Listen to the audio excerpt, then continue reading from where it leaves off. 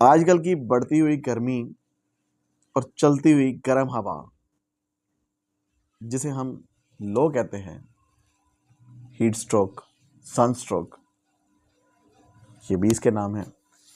क्या आप जानते हैं कि ऐसी सिचुएशन में अगर किसी को लो लग जाए या उसको सन स्ट्रोक हो जाए तो ऐसे में हिफाजती तदाबीर क्या होनी चाहिए? अगर नहीं तो जानिए इस वीडियो में।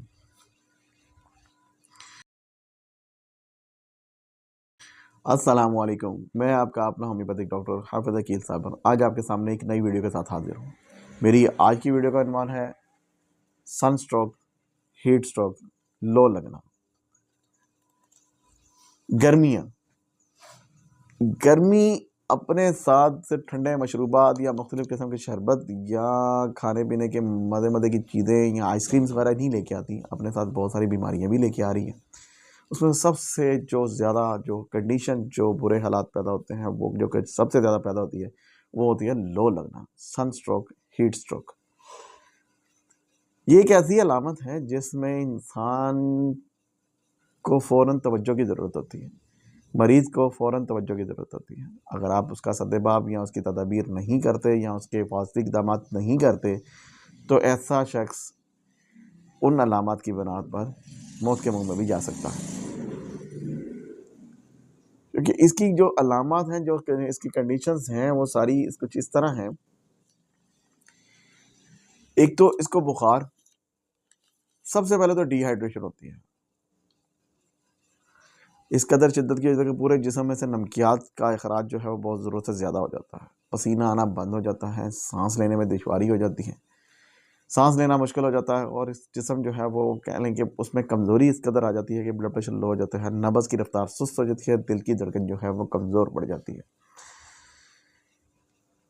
डिहाइड्रेशन, पानी की शदीद किल्लत हो जाती है, पेशाब में कमी आ जाती है और बाज़ ऐसी सिचुएशन हो जाती है कि कुछ जिस्म के आर्गन्स, गुर्दे, जिगर या ऐसी कोई और जो अज़ा है, वो उसमें उसकी कारकर्दगी नाक़िस हो जाती है।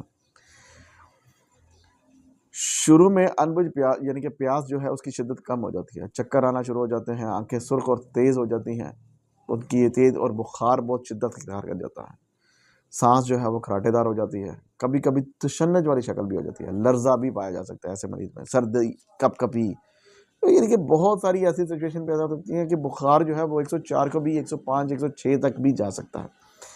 अब ऐसी सिचुएशन में क्या करना चाहिए? सबसे पहले मरीज़ अगर बाहर है तो उसको, ऐसे मरीज़ को आपने फ़ौरन किसी ऐसी सायादार जगह पे लेके जाना है, धूप से हटा देना है।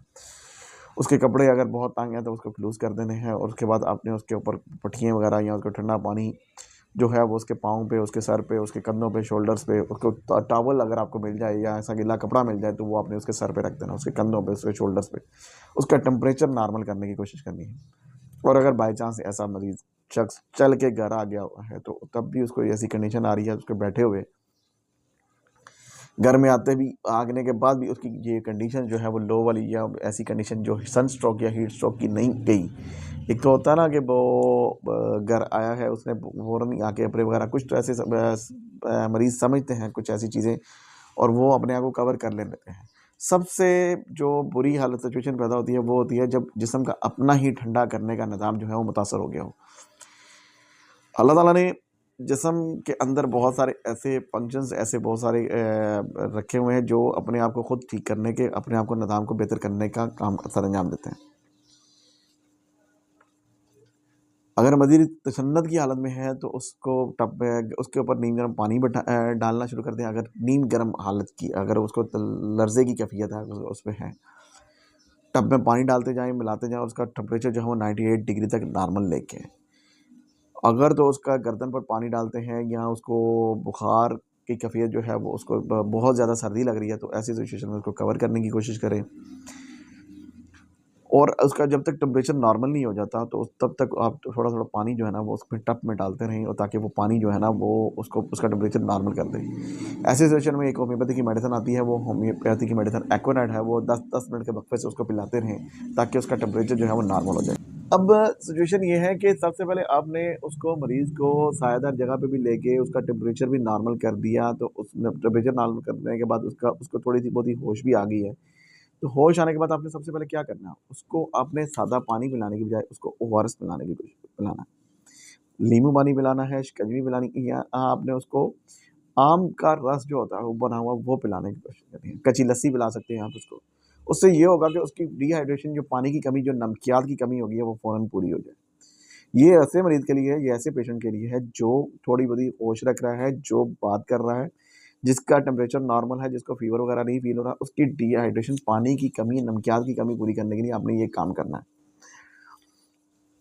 अब इसीलिए तो कहा जाता है कि गर्मियों में आपको प्याज का इस्तेमाल, कच्ची लस्सी का इस्तेमाल, नींबू पानी का इस्तेमाल, शिकंजी का और जो ऐसी मशरूबात जो हैं वो इस्तेमाल करने चाहिए जिनसे डिहाइड्रेशन होने के चांसेस कम हों। पानी की जो बोतल है वो आप अपने पास रखें, साथ रखें अगर लंबे सफ़र पे हैं या ऐसा कुछ।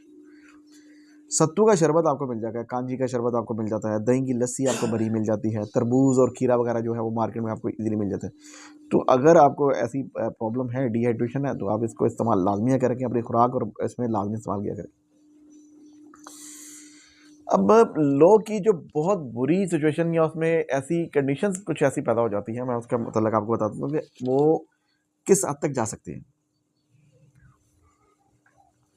जब लो लग जाती है तो उसमें संगीन जो सूरत हाल जो होती है, ठंडे का अपना निज़ाम, जो ठंडा करने का जिस्म का अपना ठंडा निज़ाम है, वो सबसे ख़त्म हो जाता है।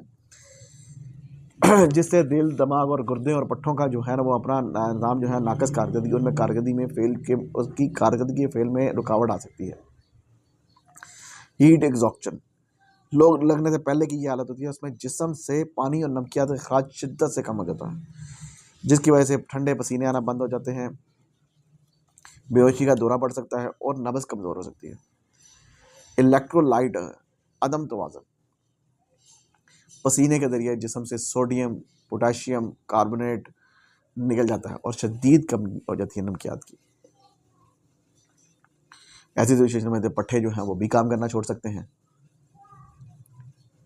पानी की कमी तो वो मैंने आपको पहले बता दी है, पानी की कमी जो है वो डिहाइड्रेशन जो है वो बहुत शिद्दत के साथ हो जाती है और इस कदर के वो जो है वो उसको पसीना भी नहीं आता। पानी की शदीद कमी होने जाने की वजह से गुर्दों के फेल होने के चांसेस बढ़ जाते हैं। छोटे बच्चों में पेशाब की कमी हो जाती है। छोटे बच्चे जो हैं वो बात अपनी कंडीशन नहीं बता सकते, तो ऐसे बच्चों में चिड़चिड़ापन और भूख की कमी वो लाजमी पाई जाती है। अब सबसे पहले तो आपको ऐसी सिचुएशन में जो मैंने कुछ अलामत आपको बता दी, आपने करना क्या है।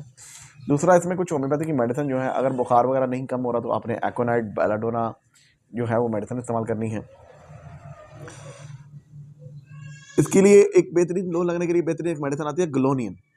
ग्लोनियन एक ऐसी मेडिसिन है जो होम्योपैथी में इस्तेमाल की जाती है, जो लो लगने के काम में इस्तेमाल होती है। उसके बाद नेट्रोम्योर है।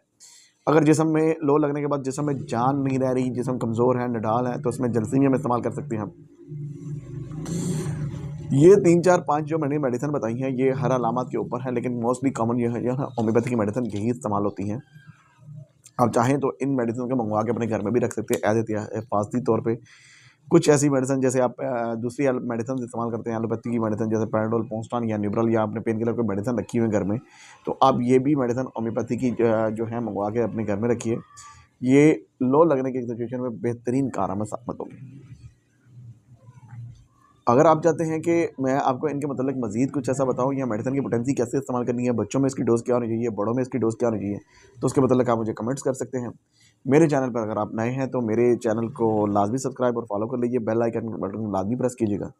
मेरी इस वीडियो को उन दोस्तों के साथ लाजमी, बल्कि सबके साथ, हर एक दूसरे के साथ शेयर कीजिए ताकि उनको पता हो कि हीट स्ट्रोक की सिचुएशन में, क्योंकि आप जब रोड पे सर्वाइव कर रहे हैं तो आपको बहुत सारी ऐसी कंडीशन मिलने को मिलेंगी। बहुत ज़्यादा ये कंडीशन उन इलाकों में पैदा मिलती है आपको जहाँ दरख्त कम है या ऐसी चीज़ें, या बहुत ज़्यादा जो है गर्मी बहुत शिद्दत की पड़ रही है। खुले इलाके में ये कंडीशन जो है ना वो आपको देखने को मिलेगी, जहाँ बहुत ज़्यादा गर्मी पाई जाती है, टेम्परेचर जब यहाँ बहुत ज़्यादा होता है। और बढ़ती गर्मियों के साथ ये कंडीशन ज़्यादा देखने को मिलती है।